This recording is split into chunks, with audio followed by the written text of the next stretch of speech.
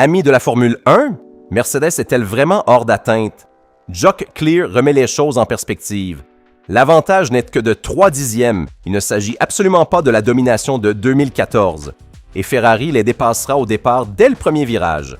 En attendant, Nicolas Tombazis ouvre la porte à des modifications du règlement 2026 en 2 phases pour résoudre les problèmes de sécurité et de pilotabilité apparus lors des premières courses, tandis qu'Hamilton a enfin trouvé sa voie chez Ferrari après un 2025 difficile. Personne à Maranello ne s'attendait à ce qu'il soit au niveau de Leclerc dès le premier jour. Si vous ne voulez manquer aucune mise à jour sur Ferrari et la Formule 1, laissez un like et abonnez-vous. Cela dit, commençons immédiatement l'analyse détaillée. Jock Clear a pris la parole au micro de Casino Hawks. L'ingénieur britannique a pu vivre de l'intérieur la domination de Mercedes et comprendre également l'univers Ferrari au cours de sa carrière. Il ne croit pas que Mercedes ait encore quelque chose de supplémentaire à sortir de son chapeau et selon lui, leur avantage est actuellement d'environ 3 dixièmes. Avec le nouveau règlement, ils en sont ressortis légèrement avantagés, exactement comme en 2014. Mais il ne s'agit absolument pas de la domination qu'on avait vue à l'époque. Il travaillait chez Mercedes à cette période-là et lors des premières courses, il ne se forçait même pas en qualification parce que ce n'était tout simplement pas nécessaire.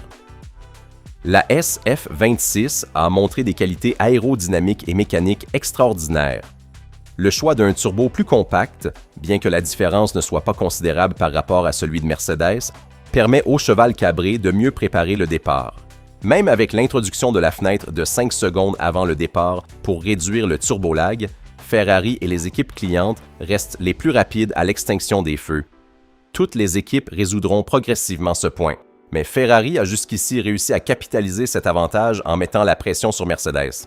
Maintenant, en revanche, Mercedes doit donner le maximum parce que Ferrari est suffisamment proche pour les battre, poursuit Clear. De plus, ils savent qu'au départ, Ferrari les dépassera probablement dès le premier virage, donc ils doivent absolument partir en première ligne. Contrairement à d'autres époques, Mercedes est aujourd'hui contrainte de pousser à fond, surtout en qualification, où elle semble réactiver quelque chose qui ressemble au party mode. Signal évident que Ferrari est assez proche pour exercer une véritable pression. On sait que le développement jouera un rôle fondamental dans ce championnat. À Miami devrait débuter le premier grand package de mise à jour sur la Rossa, avec les nouveautés qui seront d'abord testées à Monza lors d'un filming day de 200 km. Selon Clear, l'écart pourrait se réduire rapidement. Dans une année normale, on parlerait d'une saison quasi entière de développement, mais avec le règlement tel qu'il est et avec les petites modifications en cours, les équipes vont certainement continuer à progresser course après course. Il prédit que ces 3 dixièmes disparaîtront rapidement. Il y a la possibilité que cela devienne un championnat de Formule 1 passionnant, avec les équipes qui auront le temps d'évaluer ce qu'elles ont et de le développer. Ferrari souffre dans les lignes droites avec une SF26 qui présente de la traînée et un moteur thermique similaire à 2025 sans marge de développement. À Maranello, on travaille sans relâche sur une nouvelle Power Unit, mais on ne verra rien avant juillet, grâce notamment à l'aide de la Duo. Le vrai tournant de la saison sera le développement technique. D'un côté, Mercedes devra démontrer qu'elle a encore une marge pour améliorer une monoplace déjà extrêmement compétitive. De l'autre, Ferrari et les autres équipes comprennent progressivement les nouveaux règlements avec l'objectif de réduire l'écart. Si Mercedes avait déjà atteint son pic de performance, alors l'avantage initial pourrait rapidement s'amenuiser. Après l'ouverture officielle de la FIA vers une phase corrective des règlements 2026, Nicolas Tombazis est intervenu pour apporter encore plus de clarté sur l'approche qui sera adoptée lors des prochaines réunions où seront définies les modifications nécessaires.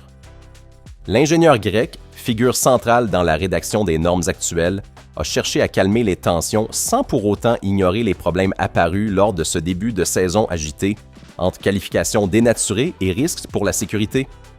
Tombazis rejette l'idée d'un échec total du règlement. Il ne s'agit pas d'une réécriture complète. Le patient n'est pas en soins intensifs. Il a juste besoin de manger quelques pommes par jour. Il y a des sujets à traiter en termes de pilotabilité et de sécurité, mais le bilan n'est pas catastrophique. Des fans sont satisfaits du spectacle. Des pilotes pensent que certaines choses peuvent être améliorées. L'un des moments les plus sombres de ce début de championnat a été l'accident d'Oliver Biermann au Japon. La différence de vitesse entre une voiture en phase de récupération d'énergie et une en pleine poussée a créé des situations dangereuses que la FIA n'entend pas minimiser. Chaque accident à haute vitesse est toujours un petit choc, admet Tombazis. Les vitesses d'approche avaient été identifiées comme un risque. La sécurité est clairement la priorité numéro 1. Tombazis précise qu'il n'y aura pas d'intervention structurelle sur les moteurs, mais qu'on travaillera sur la gestion de l'énergie. Une phase 1 et une phase 2 pourraient être mises en œuvre, en accordant peut-être à la phase 2 un peu plus de temps pour que les constructeurs puissent effectuer certains ajustements. En attendant la réunion cruciale du 20 avril, la FIA espère trouver une vision commune avec les équipes. Après une première année turbulente à la Scuderia, Lewis Hamilton semble avoir trouvé sa voie chez Ferrari. Jock Clear, ingénieur senior des performances de Ferrari, a évoqué l'amélioration montrée par Hamilton dans un entretien avec Peter Windsor. Il est vraiment content pour eux et pour lui. Ferrari a été un peu comme un punching ball pour beaucoup de tifosi ces derniers temps. On a tous ressenti la douleur des difficultés de Lewis l'année dernière. Ça nous rassure sur à quel point tout ça est difficile. Quand les gens disent qu'O. Lewis n'était que dans la meilleure voiture, c'est pour ça qu'il a remporté tous ses titres et puis il change d'équipe avec une culture différente et un ADN différent, aussi bien de l'équipe que de la voiture. Et Lewis a souffert. Parce que c'est vraiment dur. Avec maintenant une année d'expérience chez Ferrari, en construisant des relations et en apportant sa contribution au développement, on a vu la différence cette année, continue Clear. Il ne parle pas seulement du temps autour, qui parle de lui-même. C'est toute l'attitude de Lewis.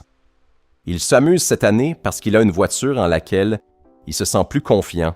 Et une fois qu'on a la confiance, on peut vraiment pousser plus loin. C'est là qu'on découvre quelles sont les limites, puis on peut les affronter et ça devient un développement organique. Il tient le rythme de Charles, il garde Charles honnête et c'est ce à quoi on s'attendait, même si on ne s'y attendait pas dès le premier jour de l'année dernière. Le fait d'avoir été super frustré ne veut pas dire qu'il ne s'attendait pas à ce défi. C'est un vainqueur. Personne ne peut en douter. Revoir son éthique de travail 10 ans après Mercedes, aussi forte que jamais sinon plus, est impressionnant. Cette année, ça porte tout simplement plus de fruits pour lui. Le championnat 2026 n'est pas encore écrit. Mercedes est en tête, mais la marge, bien que réelle, est loin d'être infranchissable. Ferrari reste en embuscade et l'espoir est qu'Hamilton, aux côtés de Charles Leclerc, puisse être dans la lutte pour le titre en aidant Ferrari au classement constructeur. La Formule 1 2026 est encore dans une phase de construction. Les règlements évoluent, les équipes apprennent, les pilotes s'adaptent. Les 3 dixièmes d'avantage de Mercedes ne sont pas gravés dans le marbre. Clear l'a dit clairement. Ferrari a le châssis, les pilotes, et avec la duo, elle aura bientôt un moteur à la hauteur. Maranello compte bien être là quand les cartes seront redistribuées.